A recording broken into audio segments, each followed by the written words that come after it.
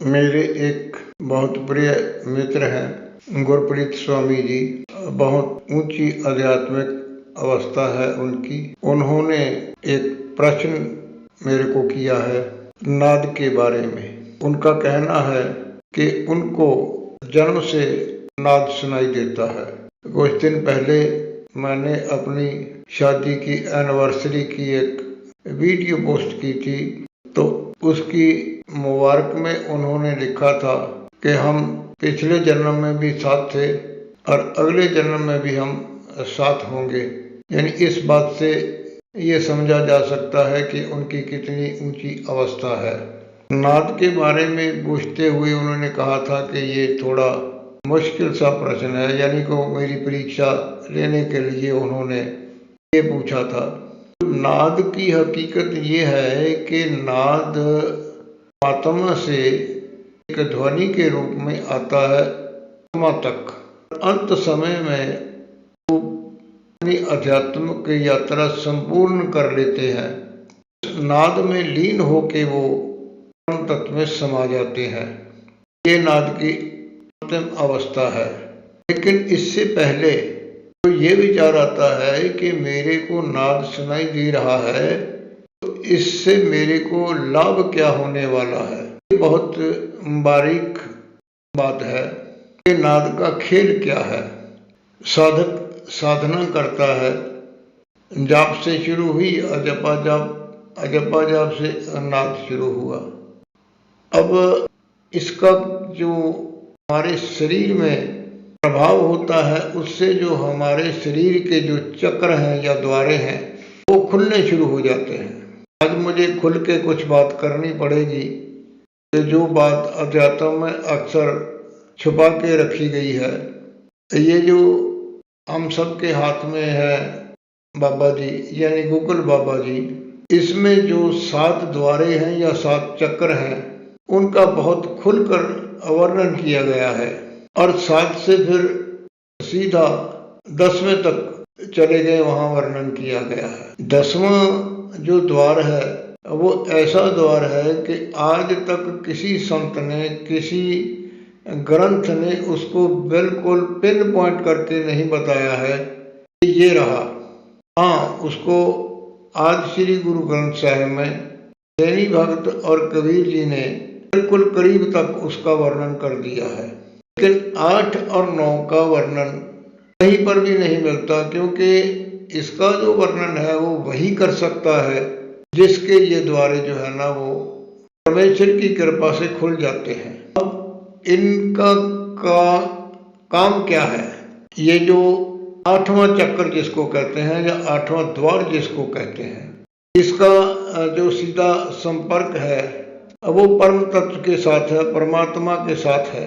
इस द्वारे से परमात्मा जो है, जो सिद्ध पुरुष हो जाते हैं, जो परमात्मा के साथ मिल जाते हैं, या परमात्मा जिनके ऊपर अपनी कृपा करके अपने जो प्रार्थना करने वाले हैं, जो प्रार्थना परमात्मा को करते हैं, उनका भला करना होता है या उनकी प्रश्न का उत्तर देना होता है या उनको रास्ता बताना होता है, तो वो जो 8वां द्वारा है उसमें परमात्मा जो है ना वो अपनी निशानी देता है, कृपा करता है।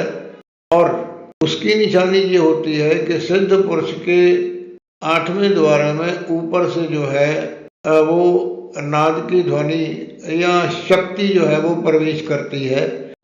तो उसके बाद जो वो सिद्ध पुरुष होता है उसको एक हल्की सी झपकी आती है, उसमें उसको जिसका काम करना होता है उसकी जो है वो शक्ल नजर आती है। उसके बाद चाहे वो उसके पास चल के जाए या उसके पास वो आए जिसका परमात्मा ने उससे काम करवाना होता है। और उसके बाद जो है वो 9वां चक्र, वो जो 9वां द्वारा है उसमें से जो सिद्ध पुरुष होते हैं उनको परमात्मा शक्ति देता है और उसी द्वारे से जो है सिद्ध पुरुष की प्रार्थना परमात्मा तक पहुंचती है। काम परमात्मा ने करवाना है, पहले अपनी शक्ति देता है। यानी मैं इसको बिल्कुल सरल भाषा में कहा करता हूँ कि परमात्मा का खेल जो है संसार लोगों से अलग है। परमात्मा पहले मजदूरी देता है फिर काम करवाता है, और संसारी लोग पहले काम करवाते हैं फिर मजदूरी देते हैं। और यही वो क्रिया है जो संतों को मिलती है आशीर्वाद के रूप में। जैसे संतों की शक्ति जो है वो बढ़ती जाती है। और जो रह गया अब 10वां, 10वें से कभी तो परमात्मा की शक्ति आती है, कभी हम लोगों की जो सिद्ध पुरुष होते हैं उनकी जो दुआएं जाती हैं, उससे जो है ना वो खेल चलता रहता है। और इनका वर्णन मैंने पहले भी एक बार किया था, क्योंकि वो 8-10 साधक ऐसे थे जो बिल्कुल 7वां चक्र क्रॉस कर चुके थे, और जिनकी कुंडली शक्ति और सूक्ष्म नाड़ी खुल चुकी थी और कुंडली जागृत हो चुकी थी, और उनके ऊपर परमेश्वर की विशेष कृपा थी, लेकिन उनको समझ नहीं आ रही थी। क्योंकि मेरे को मेरे जो जीवन में संत सतगुरु महापुरुष मिले हैं, उन्होंने मेरे को इस खेल का भेद बताया था, समझाया था, और साथ में ये आशीर्वाद भी दिया था कि तूने ये सेवा करनी है। तो मैं बड़े संकोच में इस बात को करता हूँ ताकि मैं भी बचा रहूँ, क्योंकि अगर मैं बार बार इस चीज़ का वर्णन करता हूँ तो इसको सुनने वाले या समझने वाले तो है नहीं, बहुत कम है। लाखों क्या करोड़ों जो जीव जो सिमरन करते हैं या नाम लेके जो गुरु महाराज के साथ जुड़ते हैं, उनमें से बहुत कम होते हैं जो है ना वो आज्ञा चक्कर से ऊपर चलते हैं। आज्ञा चक्कर यानी मस्तक यहाँ पे बिंदी लगाई जाती है, उसके ऊपर जो ऊपरी चक्रों की यात्रा है ना वो 6ठे चक्र से शुरू होती है। सो आज मैंने स्वामी जी महाराज के, स्वामी गुरप्रीत स्वामी जी महाराज के कहने से इस भेद को दोबारा खोल दिया है।